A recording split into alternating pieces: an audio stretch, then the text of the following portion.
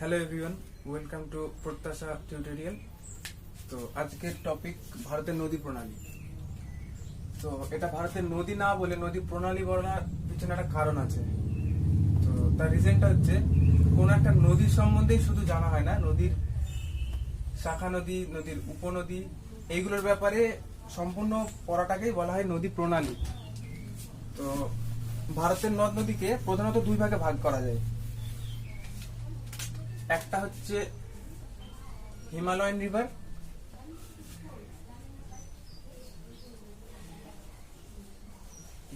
আর একটা হচ্ছে peninsular river.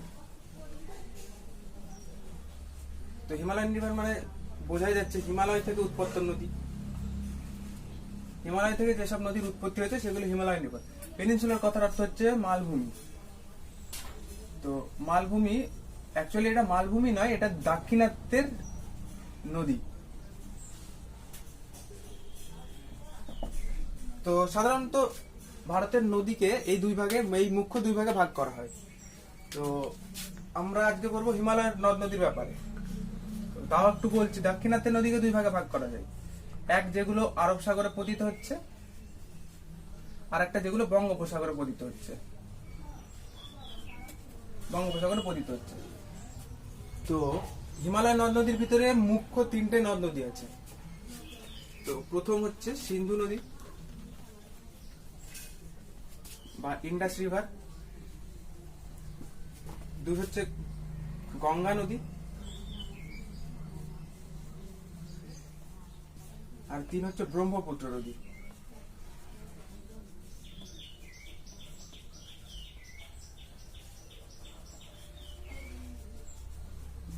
তো এই নদ নদীগুলো একটা নদ নদী প্রচুর এরিয়া কভার করে আছে। এবার এদের ব্যাপারে একদিনে সব পড়লে মনে রাখা অসম্ভব। তো চেষ্টা করবো আস্তে আস্তে সবকিছু পড়ার। তো আজকের টপিক হচ্ছে সিন্ধু নদী। তো সিন্ধু নদী হিমালয়ান রিভারের সর্ব উত্তরের নদী হচ্ছে সিন্ধু নদী। তো সিন্ধু নদীর ব্যাপারে আজকের টপিক। তো পরে গঙ্গা নদী, ব্রহ্মপুত্র নদী, ইভেন পেনিনসুলার রিভারের ব্যাপারেও পরে পড়া হবে।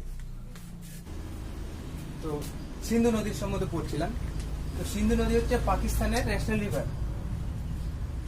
সিন্ধু নদী সম্পূর্ণ প্রবাহে 243 বর্গ কিলোমিটার জল ধারণ করে, আর সম্পূর্ণ দৈর্ঘ্য হচ্ছে 3180 কিলোমিটার, 3180 কিলোমিটার সম্পূর্ণ দৈর্ঘ্য সিন্ধু নদের। তো সিন্ধু নদের উৎপত্তি হচ্ছে মানসরোবর। সরোবর কথার অর্থ লেক। ইংলিশে যাকে লেক বলি সেটাকে আমরা বাংলায় বলি সরোবর। তো মানসরোবরটা অবস্থিত তিব্বতে। তো মানসরোবর থেকে এই মানসরোবর এইটা হিমালয়ান রিভারের একটা মুখ্য স্থল। এটার থেকে অনেক নদী উৎপত্তি হয়েছে। তো এই টার্মটা মনে রাখা সবার দরকার। তো মানসরোবর, তিব্বতের মানসরোবর থেকে উৎপত্তি হয়েছে। উৎপত্তি হওয়ার পরে লে শহরের কাছে লাদাখের লে শহরের কাছে সিন্ধু নদী ভারতে প্রবেশ করে। তারপর গিলগিট প্রদেশ থেকে পাকিস্তানে প্রবেশ করে। গিলগিটে পাকিস্তানে প্রবেশ করে। আমি একটু শর্টে লিখছি পাক। তো পাকিস্তানে প্রবেশ করার পরে এই নদীটা কাবুলের কাছে আরব সাগরে পতিত হয়।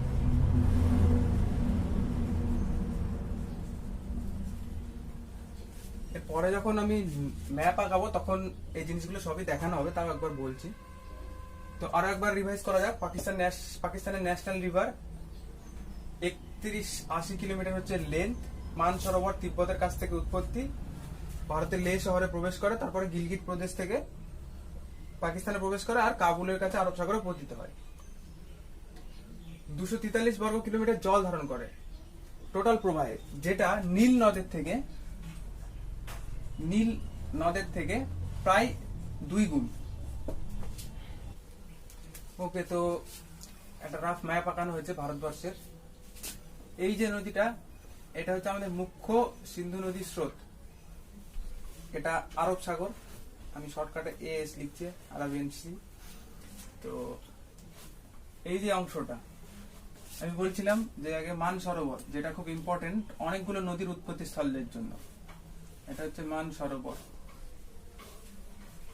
তো মানসরোবরের উত্তর অংশ থেকে সিন্ধু নদীর উৎপত্তি হয়েছে, তারপরে ভারতবর্ষের কোন অঞ্চলে প্রবেশ করছে, ভারতবর্ষের লে শহরের কাছে। তো এই অংশটা লাদাখ, এই অংশটা জম্মু কাশ্মীর, এই অংশটা। যাই হোক, আমি এটা মুছে দিচ্ছি কারণ শাখা নদীগুলো বোঝানোর সময় অসুবিধা হবে। তো যাই হোক, এটা মোটামুটি এটা লে শহর,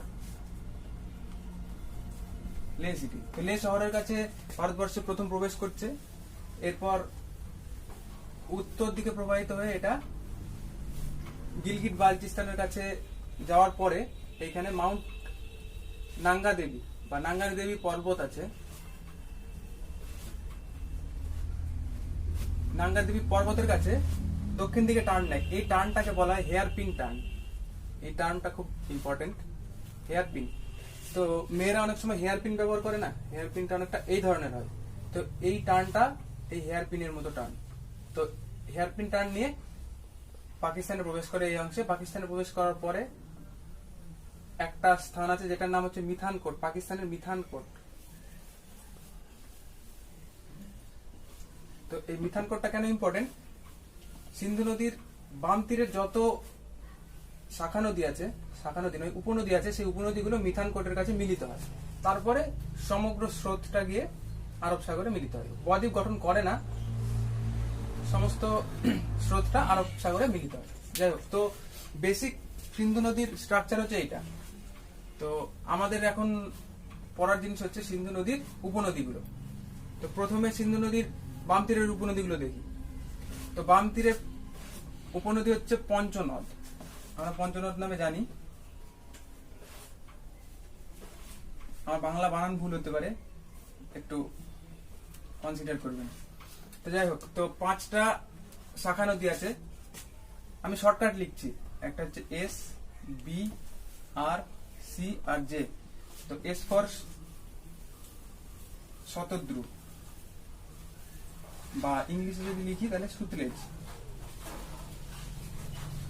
বি ফর বিতস্তা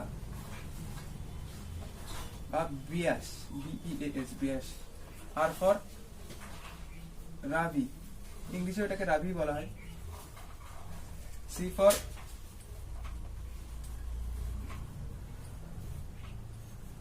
জেলাম, বা বাংলায় যদি বলি চন্দ্রভাগা।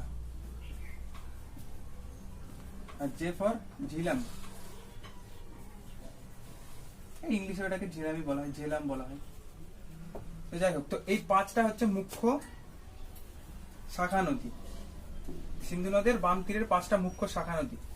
তো আগে বলছিলাম নদী প্রণালী, প্রণালী জানার জন্য আমাকে সমস্ত শাখা নদীর ব্যাপারে আমার জানা প্রয়োজন, নাহলে এটা নদী প্রণালী নয়, শুধু সিন্ধু নদী বলা হতো। তো যাই হোক, তো শতদ্র নদীর উৎপত্তি স্থল হচ্ছে এই মানসরোবর। বলছিলাম না অনেকগুলো নদীর উৎপত্তি স্থল মানসরোবর। তো মানসরোবর থেকে যে নদীটা উৎপন্ন হয় সেটা হচ্ছে শতদ্র বা সুতলেজ রিভার। সুতলেজ রিভার একটা মানসরোবর থেকে উৎপত্তি হয়ে লাদাখে প্রবেশ করে। লাদাখে প্রবেশ করার পর অন্য স্রোতের সাথে মিলিত হয় এক পাকিস্তানের এক জায়গায়, তারপরে মিথানকোটে সম্পূর্ণ স্রোতের সাথে মিলিত হয়। তো শতদ্রু নদীর ব্যাপারে আরেকটা জিনিস বলার আছে, এটার উৎপত্তি স্থল হচ্ছে মানসরোবর, ঠিকই মানসরোবরের রাক্ষস লেক, রাক্ষস লেক, বা এটাকে অনেকে রাকাশ লেকও বলে, RAKASH, রাকাশ লেক। তো এটা হচ্ছে উৎপত্তি শতদ্রু বা সুতলেজ নদী।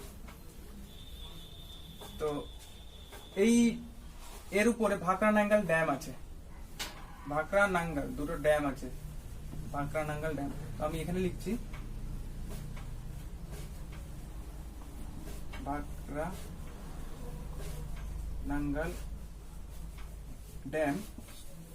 ভাকরা নাঙ্গাল ড্যাম কোন নদীর উপরে আছে? শতদ্রু নদীর উপরে আছে। শতদ্রু নদীর ব্যাপারে আরো অনেক কিছু জানার আছে, তো সেগুলো আস্তে আস্তে পরে বলছি। এর পরের শাখা নদীর ব্যাপারে বলি, সেটা হচ্ছে বিতস্তা। তো বিতস্তা নদী হচ্ছে যত শাখা নদী আছে তার ভিতরে সব থেকে ছোট, বাম তীরের শাখা নদীর ভিতরে সব থেকে ছোট হচ্ছে বিতস্তা। এর নাম থেকেও জানা যেতে পারে, এর নামটা আছে ব্যাস, যেটা অনেক ছোট। তো বাম তীরের সমস্ত শাখা নদীদের ভিতরে সব থেকে ছোট শাখা নদী হচ্ছে বিতস্তা নদী। তো বিতস্তা নদী একমাত্র নদী যেটা ট্রান্স বাউন্ডারি রিভার নয়। এখানে লেখা আছে টার্মটা trans boundary river. Trans boundary river মানে যে নদী একের বেশি দেশের ভিতরে প্রবেশ করে সেটা হচ্ছে ট্রান্স বাউন্ডারি রিভার। অন্য দেশের ভিতরে বাউন্ডারি ক্রস করে, দুটো দেশের বাউন্ডারি ক্রস করে। তো বিতস্তা নদী একমাত্র নদী যেটা কোনো দেশের বাউন্ডারি ক্রস করে না। তো বিতস্তা সব থেকে ছোট নদী, শুধুমাত্র ভারতবর্ষের ভিতরে অবস্থিতই নদী হচ্ছে বিতস্তা। তো বিতস্তার ইংলিশ নামটা জানা দরকার, কারণ ব্যাস নদী, ব্যাস কুণ্ড বলে একটা জায়গা থেকে উৎপত্তি হয়েছে, যেটা হিমাচল প্রদেশে অবস্থিত। এই হিমাচল প্রদেশেই শতদ্রু নদীর সাথে এই নদীটা মিলিত হয়। বিতস্তা নদীর ব্যাপারে সেরকম আর কিছু জানার নেই। এরপরে নেক্সট নদী হচ্ছে রাভি। রাভি নদীর সম্বন্ধে একটু বলবো। তো রাভি নদীর উৎপত্তি স্থল হচ্ছে হিমাচল প্রদেশের রোহতাং পাস। রোহতাং পাস, এই রোহতাং পাসের কাছে দুটো নদীর উৎপত্তি, একটা হচ্ছে রাভি আর একটা হচ্ছে চেনাব বা চন্দ্রভাগা। রোহতাং পাস থেকে উৎপত্তি। এই নদীটা রাভি নদী। রাভি নদী কিছু কিলোমিটার এরিয়া ভারত আর পাকিস্তানের বর্ডার তৈরি করে। তো India and Pakistan border create করে। তো এই বর্ডারটার রাভি নদী দ্বারাই কিছু কিলোমিটার এক্সটেন্ড করে যায়। রাভি নদীর ব্যাপারে আজ সেরকম কিছু নেই। রাভি নদী পরবর্তীকালে চন্দ্রভাগা আর ঝিলাম নদীর যে মিলিত স্রোত তার সাথে পাকিস্তানের এক জায়গায় মিলিত হয়। তো এরপরে বলবো চন্দ্রভাগা নদীর ব্যাপারে বা চেনাব রিভার। চন্দ্রভাগা, তো আগে ইংলিশ নামটা লিখছি, বাংলা হচ্ছে চন্দ্র। যাই হোক, এর মাঝখানে এরকম গ্যাপ থাকে না। গ্যাপটা লেখার কারণ হচ্ছে চন্দ্রভাগা নদী দুটো নদীর মিলিত নদীর নাম চন্দ্রভাগা। এই নদীটার ব্যাপারে আর কিছু নেই। এই অ্যাকচুয়ালি নদীগুলোর ব্যাপারেই উৎপত্তি স্থলটাই বেশি প্রয়োজনীয়, আর কিছু স্পেশাল ফ্যাক্টস যেগুলো বলছি সাথে সাথে সেইগুলোই দরকার। লাস্ট হচ্ছে ঝেলাম নদী। তাহলে এখন পর্যন্ত যে কটা পেলাম তার ভিতরে একটা হচ্ছে তিব্বত থেকে উৎপত্তি, যেটা হচ্ছে শতদ্রু নদী। বাকি বিতস্তা, রাভি, চন্দ্রভাগা সবই হিমাচল প্রদেশ থেকে। লাস্ট যে নদীটা সেটা হচ্ছে ঝিলাম। ঝিলাম নদীটা উৎপত্তি হচ্ছে কাশ্মীর থেকে,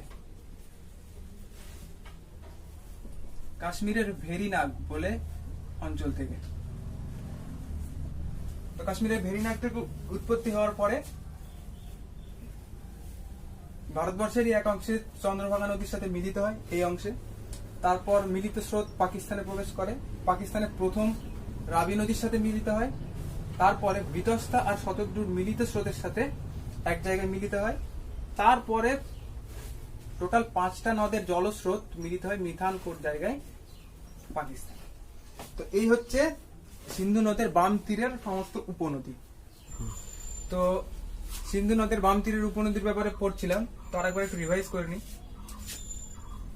সুতলেজ নদী মানসরোবরের রাক্ষস লেক, যার কাছে ভাকরা নাঙ্গাল ড্যাম আছে।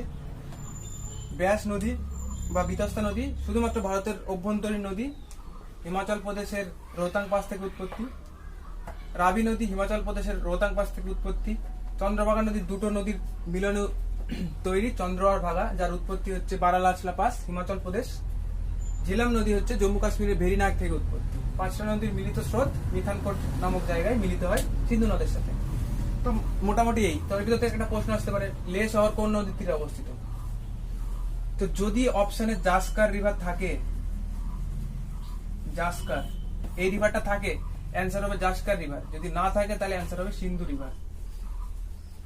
কারণ জাস্কার হচ্ছে সিন্ধু নদের আরেকটা বাম তীরের উপনদী, ওটা একটু ভুল আঁকানো আছে, বাম তীরের উপনদী যেটা লাদাখ থেকে উৎপত্তি হয়ে জাস্কারেই মিলিত হয়, জাস্কার নামক স্থানে মিলিত হয় সিন্ধু নদের সাথে। তো লে শহর জাস্কারের নদীর পাশে অবস্থিত, কিন্তু সাধারণত এই জাস্কার রিভার থাকে না অপশনে, তাই সিন্ধু নদী হচ্ছে লে শহরের পাশে অবস্থিত। তো সিন্ধু নদের বাম তীরের মোটামুটি মুখ্য 5টা শাখা নদীর ব্যাপারে, উপনদীর ব্যাপারে আমরা জানলাম। এবার আমরা ডান তীরের উপনদীর ব্যাপারে জানবো। ডান তীরে শুধুমাত্র 2টো উপনদী আছে, 2টো মুখ্য উপনদী আছে যেগুলো ভারতবর্ষের ভিতরেই প্রবাহিত হয়। বাকি বেশিরভাগই ডান তীরের উপনদী হচ্ছে পাকিস্তানের। তো 2টো নদীর নাম বলছি, একটা হচ্ছে শিয়ক নদী, শিয়ক বা শায়ক বলে, একটা নাম হচ্ছে গিলগিট নদী। এই দুটো ব্রহ্মপুত্র সিন্ধু নদীতে গ্লেশিয়ার ওয়াটার নিয়ে আসে।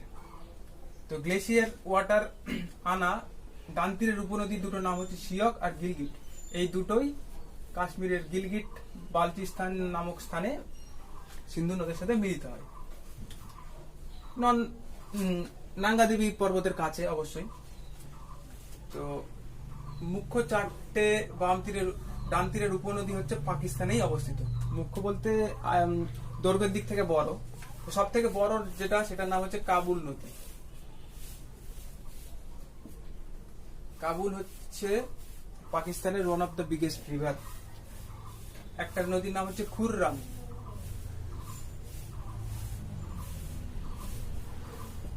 নদী, একটা নাম হচ্ছে গোমাল নদী, আর একটা নাম হচ্ছে জোয়াব।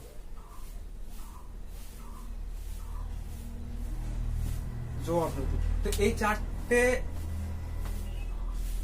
উপনদী সিন্ধু নদীর সাথে মিলিত হয় পাকিস্তানে, এটা পাকিস্তানের অভ্যন্তরীণ নদী। আর যে দুটো নদী গিলগিট বালচিস্তানের কাছে মিলিত হয় সেটা হচ্ছে শিয়ক আর গিলগিট। তো এই শিয়ক আর গিলগিট নদী গ্লেশিয়ার ওয়াটার নিয়ে আসে সিন্ধু নদীতে।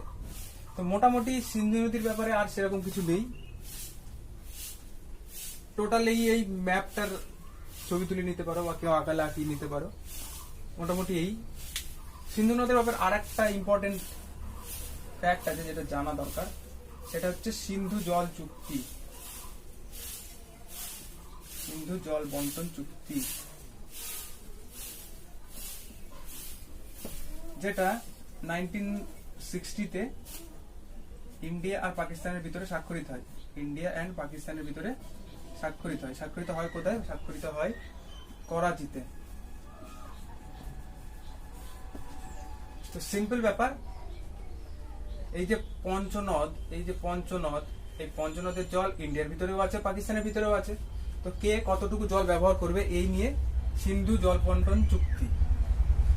তো এই জল বন্টন চুক্তিতে 20% জল ইন্ডিয়া ব্যবহার করবে আর 80% জল পাকিস্তান ব্যবহার করবে। এর এক্সাক্ট ডেটটা আমার মনে পড়ছে না, ডেটটা মনে পড়লে আমি বলছি। তো 80% জল পাকিস্তান ব্যবহার করবে। ডেটটা হচ্ছে 19 সেপ্টেম্বর। তো 19 সেপ্টেম্বর 1960 সালে ইন্ডিয়া পাকিস্তানের ভিতরে করাচিতে সিন্ধু জল বন্টন চুক্তি স্বাক্ষরিত হয়, যার ভিতরে 80% জল পাকিস্তান ব্যবহার করবে, পঞ্চনদের 80% জল পাকিস্তান ব্যবহার করবে, 20% জল সমস্ত ইন্ডিয়াতে ব্যবহৃত হবে। আরেকটা জিনিস, একটা ভুল ধারণা আছে আমাদের, এই পঞ্চনদের ভিতরে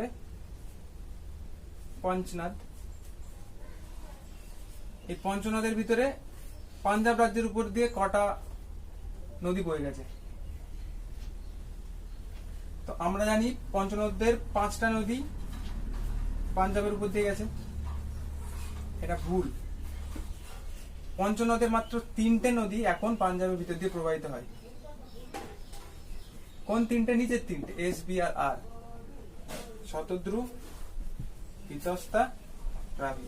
এই 3টে নদী এখন পাঞ্জাবের ভিতর দিয়ে প্রবাহিত হয়, বাকি 2টো নদী কাশ্মীরের ভিতর দিয়ে প্রবাহিত হয়, পাঞ্জাবের ভিতর দিয়ে প্রবাহিত হয় না। তো এই ছিল মোটামুটি সিন্ধু নদী। ভিডিওটা মোটামুটি এইটুকুই। তো সিন্ধু নদের ব্যাপারে মোটামুটি ব্রিফলি আমি যেটুকু পারলাম সেটুকু জানালাম। যদি ভিডিওটা ভালো লেগে থাকে, প্রত্যাশা টিউটোরিয়াল চ্যানেলটিকে সাবস্ক্রাইব করুন, ভিডিওটিকে যত সম্ভব বেশি শেয়ার করুন, লাইক করুন। Thank you.